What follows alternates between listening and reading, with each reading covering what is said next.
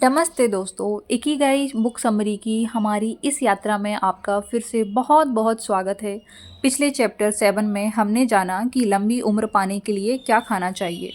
अब चैप्टर 8 में लेखक एक बहुत ज़रूरी पहेली सुलझाते हैं, शरीर एक्टिव कैसे रखें। अक्सर हम सोचते हैं कि फिट रहने के लिए जिम जाना, भारी वजन उठाना या मैराथन दौड़ना, लेकिन जापान के लोग ऐसा नहीं मानते। यहाँ पर हम समझते हैं चैप्टर 8 की जमरी हल्की फुल्की कसरत लंबी उम्र। इस चैप्टर का मूल मंत्र है रुको मत चलते रहो।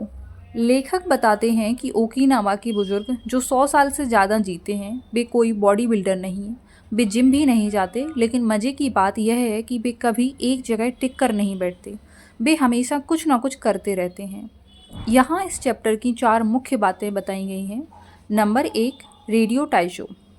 जापान में एक बहुत प्रसिद्ध सुबह की कसरत है जिसे रेडियो टाइशो कहती हैं। यह क्या है? यह बहुत ही आसान वार्म अप एक्सरसाइज का सेट है जिसे हाथ ऊपर करना, कमर घुमाना। इसे रेडियो टाइशो क्यों कहते हैं? क्योंकि इसकी शुरुआत 1929 में हुई थी और इसके निर्देश रेडियो पर प्रसारित होते थे। कौन करता है?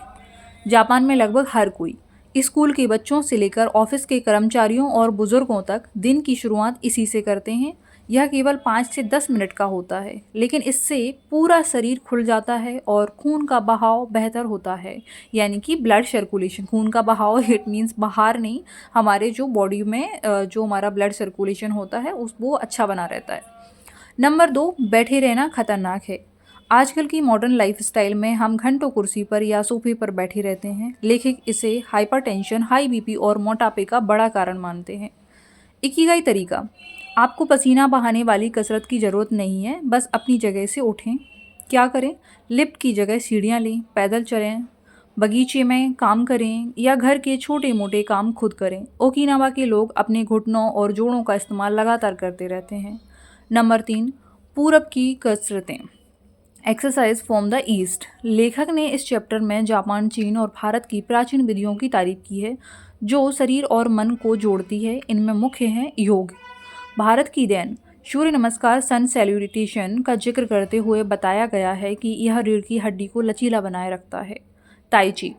इसे चीन में बहुत किया जाता है। इसमें बहुत धीमे स्लो मोशन में हाथ पैर हिलाए जाते हैं। यह डांस जैसा लगता है, लेकिन यह शरीर के संतुलन और शांति के लिए बेहतरीन है। की कोंग।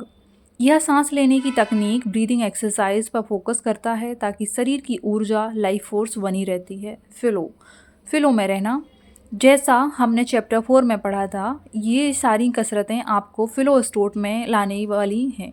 जब आप अपनी सांसों पर ध्यान देते हैं और धीरे धीरे शरीर को हिलाते हैं तो आपका स्ट्रेस, तनाव अपने आप कम हो जाता है। कंक्लूजन। इस चैप्टर का सार है बहुत ही प्यारा और आसान। कठोर कसरत की ज़रूरत नहीं, ज़रूरत है निरंतर गति, कंटिन्यूस मूवमेंट की। जैसे पानी एक जगह रुका रहे तो खराब हो जाता है, वैसे ही शरीर अगर रुका रहे तो बीमार पड़ जाता है। बहता पानी हमेशा ताज़ा रहता है। आपके लिए टिप, कल से ही रेडियो टाइशो जैसा कुछ अपनाएं। सुबह उठकर सिर्फ 5 मिनट हाथ पैर स्ट्रेच करें। अगर आप डेस्क जॉब करते हैं तो हर 30 मिनट में उठकर थोड़ा चल लें। यह छोटी सी आदत आपको जापानियों जैसी लंबी और स्वस्थ उम्र दे सकती है। अगले चैप्टर 9 में हम एक बहुत ही गहरे विषय के बारे में बात करेंगे, रेजिलियंस। मुश्किलों का सामना कैसे करें और टूटने से कैसे बचें।